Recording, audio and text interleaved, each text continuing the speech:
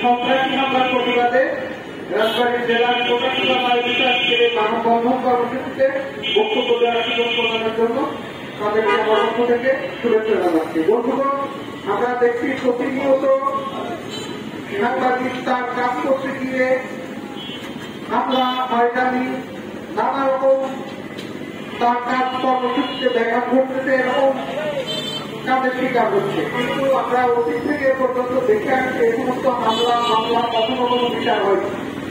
অতীতেও আমরা দেখেছি রাজবাড়ির অনেক সাংবাদিক এরকম সন্ত্রাসী হামলার শিকার হয়েছে।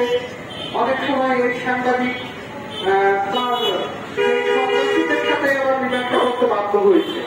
যদিও ইমরানের উপরে এই হামলার ঘটনায় সে থানায় অভিযোগ নিয়েছে, মামলা হয়েছে, কিন্তু পুলিশ এখন পর্যন্ত কাউকে গ্রেপ্তার করেছে বলে আমরা শুনি।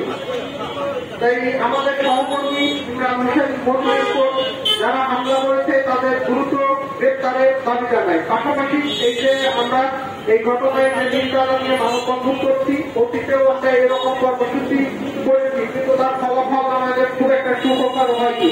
কারণ সেই ঘটনাগুলো আমরা কিন্তু বিচার পাইনি।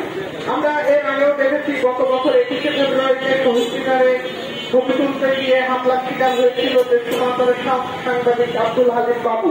সে একটা মামলা করেছিল, সেই মামলায় আসামিদের গ্রেপ্তার করার পরে তারা কিন্তু আবার জামিনও পেয়েছে এবং তাকেও শুনেছি নানান সময় তারা হুমকি ধামকি দিয়ে আসছে।